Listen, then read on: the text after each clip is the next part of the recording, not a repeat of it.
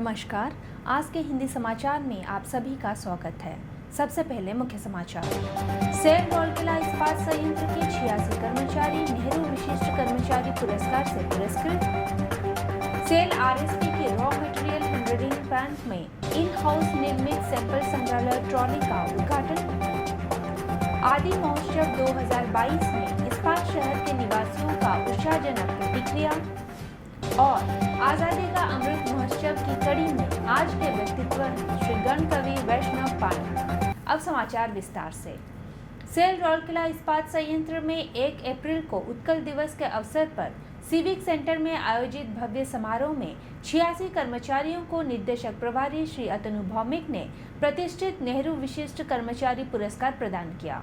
पुरस्कार विजेताओं के जीवन साथी भी उनके साथ पुरस्कार ग्रहण करने के लिए मंच पर आए। प्रत्येक विजेता को एक प्रमाण पत्र सहित 10,000 रुपए का पुरस्कार राशि प्रदान किया गया, जिसे उनके सोडेक्सो कार्ड से जोड़ा गया है और साथ ही एक उपहार भी दिया गया। गौरतलब है कि नेहरू विशिष्ट कर्मचारी पुरस्कार हर साल दिया जाता है। कर्मचारियों को कार्य के संबंधित क्षेत्रों में कर्तव्य, सरलता और निरंतर उत्कृष्टता के प्रति प्रतिबद्धता के संदर्भ में संयंत्र के प्रदर्शन और उत्पादन के लिए उनके अनुकरणीय योगदान के लिए सम्मानित किया जाता है।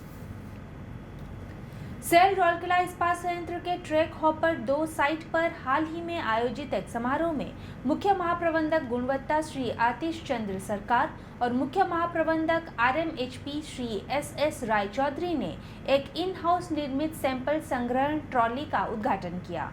इस अवसर पर अनुसंधान एवं नियंत्रण प्रयोगशाला विभाग तथा RMHP के वरिष्ठ अधिकारी एवं कर्मचारी उपस्थित थे। सेल की खादानों से विभिन्न स्रोतों से प्राप्त लौह अयस्क फाइन्स को ट्रैक हॉपर 2 और ट्रैक हॉपर 3 में अनलोड किया जाता है। आने वाले सभी लौह अयस्क को हॉपर प्रकार BOBS वैगन के वैगनों में लाए जाते हैं और जब वैगन के दरवाजे हाथ से खोले जाते हैं तो सभी सामग्री गुरुत्वाकर्षण के कारण हॉपर बंकर ट्रैक पर गिरती है। ट्रैक हॉपर को बिना निकासी के एक साथ और विभिन्न स्रोतों से एक से अधिक रैक को स्टोर करने के लिए डिजाइन किया गया है।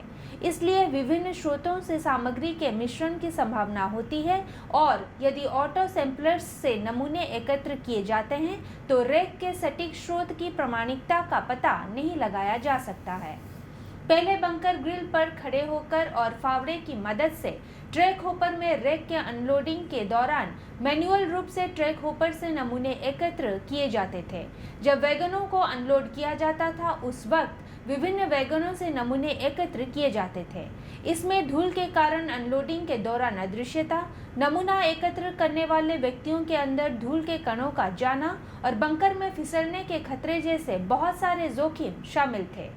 उपरोक्त सुरक्षा खतरों को दूर करने के लिए महाप्रबंधक RCL श्री PK मिश्र, सहायक प्रबंधक RNC लैब श्री दीपक मोहंती, वरिष्ठ प्रबंधक RMHP श्री अजित कुमार पंडा और RCL एवं RMHP के कर्मचारियों ने ट्रॉली को डिजाइन किया और इसे RMHP मैकेनिकल शॉप में निर्मित किया। इस नवाचार से सुरक्षित वातावरण में उत्पादन की बेहतर गुणवत्ता सुनिश्चित करने में मदद करेगी। राउरकेला में आयोजित किए जा रहे आदिवासी कला और संस्कृति के उत्सव आदि महोत्सव के 7वें दिन इस्पात शहर के निवासियों का उत्साहजनक प्रतिक्रिया देखने को मिला। 5 अप्रैल को सांस्कृतिक उत्सव में विशिष्ट अतिथि के रूप में मुख्य चिकित्सा अधिकारी प्रभारी चिकित्सा डॉक्टर BK होता, महाप्रबंधक प्रभारी नगर सेवाएं श्री PK दास और महाप्रबंधक कोकोवन श्री AK बेरा उपस्थित थे। उन्होंने स्टॉलों का दौरा किया और संस्कृति, परंपरा, कला और शिल्प के संदर्भ में मेले की विविध प्रकृति की सराहना की। इस अवसर पर बोलते हुए डॉक्टर होता ने उत्सव की विशिष्टता के बारे में बताया, जिसमें आदिवासी संस्कृति और विरासत के वास्तविक सार का जश्न मनाया जा सक रहा है।